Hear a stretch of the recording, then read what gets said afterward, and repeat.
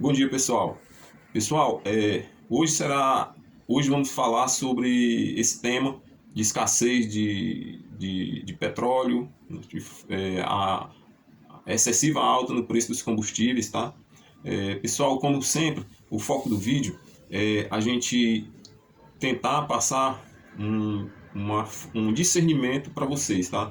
Não uma informação em si, porque ninguém é dono da verdade, né?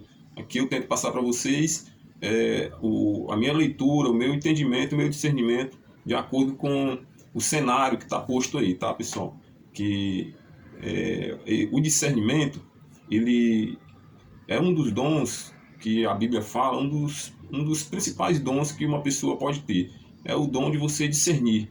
Porque se você tem essa capacidade, pessoal, de fazer uma leitura de uma informação, de fazer uma leitura de um ponto de vista de um grupo, de uma pessoa ou de um cenário, você está um passo à frente, né, pessoal? Porque você não fica muito mais difícil você ser manipulado, né? Você ser conduzido a tomar decisões equivocadas. À medida que você pede a Deus essa capacidade de ter o discernimento de fazer e de enxergar o que está oculto, tá, pessoal? Hoje o que está dado aí é essa excessiva alta no preço do petróleo, que por consequência sobe o preço dos produtos, né, dos derivativos do petróleo, que são principalmente para nós, que afeta logo na ponta, que seriam os combustíveis, né, diesel, gasolina e outras coisas mais. Mas o que afeta logo de imediato seria a gasolina e o diesel, né, pessoal? Para a gente ter um discernimento, pessoal, para a gente poder analisar, tentar entender o motivo, né, dessas altas, desse cenário, do momento que passamos, nós necessitamos tentar compreender como é que é feito, como é que é o processo dessa energia. Quem são os verdadeiros manipuladores, quem são os verdadeiros responsáveis, né, por esse produto. Eu fui dar uma estudada, dar uma olhada, e eu percebi, pessoal, que o petróleo, ele basicamente, a produção de petróleo, ela sempre foi conduzida, foi dominada por um grupo muito seleto de pessoas, tá?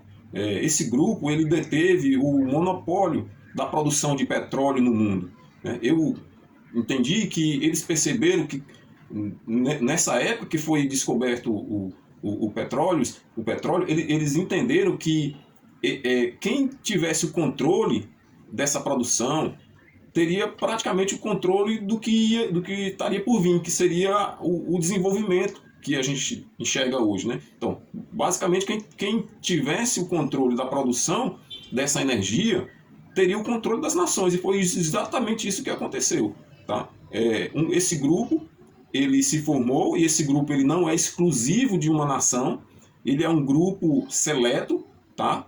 Ele está espalhado em várias partes do mundo, né? E eu ousaria dizer que essa elite, ela se denomina uma nação deles, né? Que a gente vai chamar aqui de elite dominante, ou classe dominante, ou ordem mundial também, para ficar mais popular, mas vamos chamar aqui de elite dominante, tá?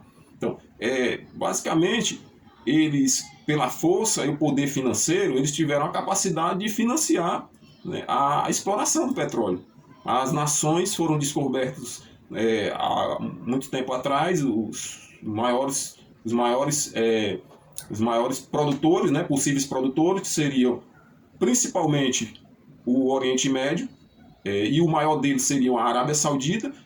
Foi feita uma parceria com esse país, a Arábia Saudita, e até hoje essa parceria segue, tá? A Arábia Saudita hoje é responsável, eu acredito que, eu acho que uns 40 a 50% da produção do petróleo no mundo, tá, pessoal? O restante, os outros produtores que têm muita relevância, a gente colocaria a Rússia, mas não vamos falar da Rússia agora, tá? Vamos focar aqui nessa elite dominante, porque essa elite ela não tem esse controle direto na Rússia, tá? Daí a gente pode também falar depois, junto com um vídeo que nós podemos fazer sobre a Rússia separadamente, tá? Se Deus permitir, tá bom? O foco agora é a gente tentar tentar trazer esse entendimento e essa compreensão de por que é que está ocorrendo essa situação que estamos vivendo hoje, tá? Então, eu entendo que é o seguinte, esses países, essa elite dominante, ela sempre está um passo à frente. Eles sempre estão de olho no futuro, tá, pessoal? Daí aquela importância da gente ter também líderes que tenham sabedoria, né, na nossa nação, que tenham também essa característica de estar sempre se antecipando. Tá? Assim como essa elite faz, a gente também pode usar essas armas, né, mas para o bem e a nosso favor. Tá? Então eles sempre estão se antecipando ao cenário. Eles perceberam em algum momento que o poder financeiro, com a economia crescendo, os países emergentes se desenvolvendo e a tecnologia sendo cada vez mais popularizada entre as nações, seria impossível eles manter o monopólio e as patentes de exploração do petróleo. Então, a gente pode citar um exemplo hoje do Brasil. O Brasil hoje é um dos maiores produtores de petróleo do mundo. Porém, também é um dos maiores consumidores, né? O petróleo do Brasil, ele supre as nossas necessidades e acredito eu que ainda tem a sobra para exportar, ainda exporta ainda uma boa parte, tá? O petróleo bruto, correto? Então, isso se deu por quê? Porque o mercado abriu, a evolução chegou. Então, o Brasil, mesmo sendo um país, entre aspas, atrasado, conseguiu desenvolver tecnologias para fazer a exploração do petróleo, né? E o petróleo do Brasil, ele é muito difícil de se extrair. Exige uma alta tecnologia, um alto valor de investimento financeiro, porém, uma nação como o Brasil conseguiu desenvolver, tá? Então, essas nações, essa elite dominante, ela percebeu isso lá atrás, que ela não ia conseguir manter o monopólio, o domínio da extração do petróleo por muitos anos. Então, percebendo isso, no meu entendimento, eles acionaram um gatilho que foi essa questão do ISG, né, que é essa sigla em inglês que significa práticas ambientais e sociais e de governança. Né? Então, esse ISG é uma agenda criada por eles justamente para mudar a matriz energética. Por quê? Porque eles percebendo que eles não iam ter mais a capacidade de ter o controle dessa matriz e daí por diante perder o controle do domínio das nações, então eles já se anteciparam e implantaram essa nova agenda. Tá? O que é que diz essa nova agenda? Essa nova agenda, ela basicamente ela proíbe, né?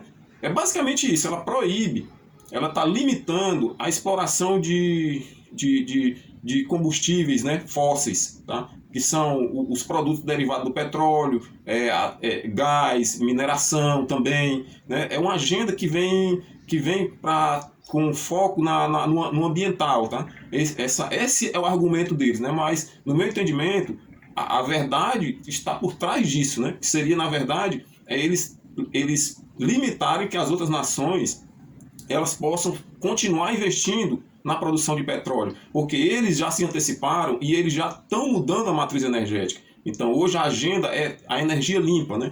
Que é a energia solar, energia eólica, tá? Então, como eles já têm o controle e as patentes e a tecnologia dessas energias, basicamente eletrificar a nova matriz energética no mundo, eles já têm o controle, tá? Então, eles têm o domínio, as patentes dessa nova matriz. Isso significa o quê? Significa que eles vão continuar tendo o controle da energia do mundo. Esse, na minha visão, é o gatilho. Esse, na minha visão, é o entendimento deles, entendeu? Então, quando eles percebem que outras nações elas já têm a capacidade, já não dependem mais deles, já podem ter a sua própria produção, isso, de certa forma, limita o poder deles sobre as investidas no mundo e na nova ordem mundial. Quando eles implantam essa nova agenda, então aí começa como se zerasse. As outras nações, como elas não têm, sofrem sanções se elas fizerem investimento em extração de petróleo, tá?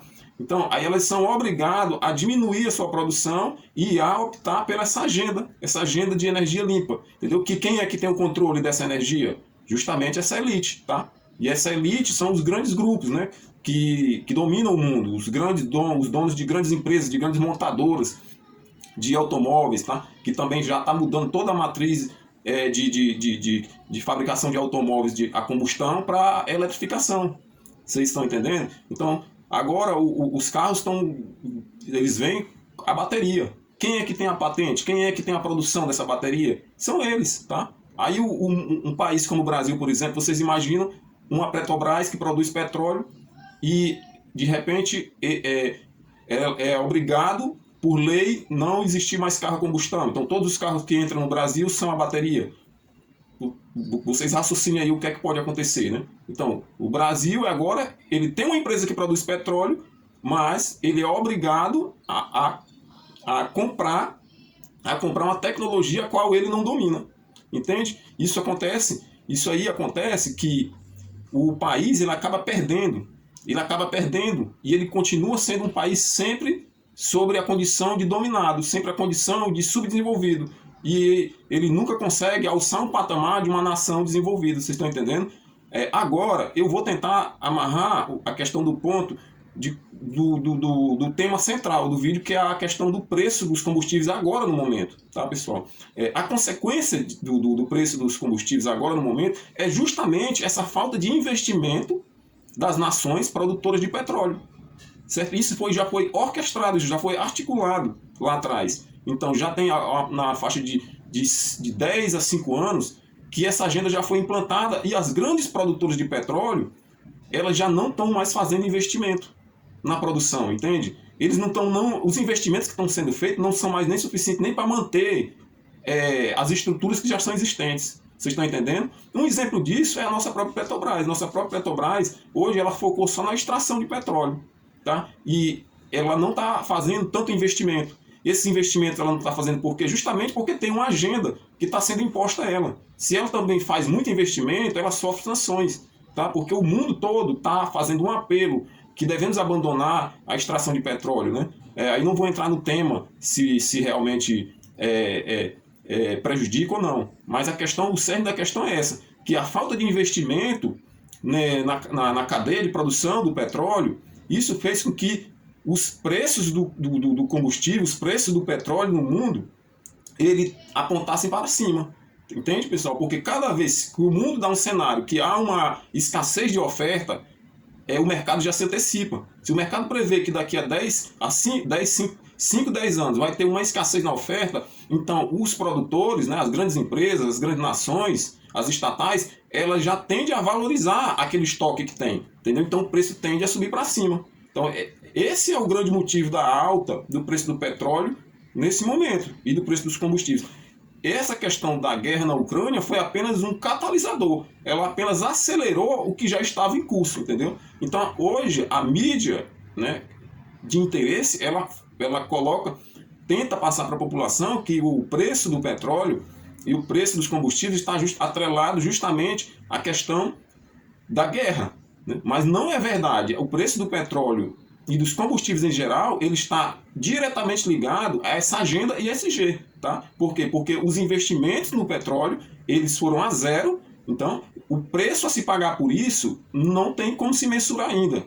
A gente pode estar vivendo um momento que nem os analistas eles conseguem fazer essa medição. A gente pode pagar um preço muito caro, tá, pessoal? Um preço muito caro, muitas turbulências podem surgir no cenário global devido a essa questão, tá? Então é bom a gente estar preparado para isso, pessoal.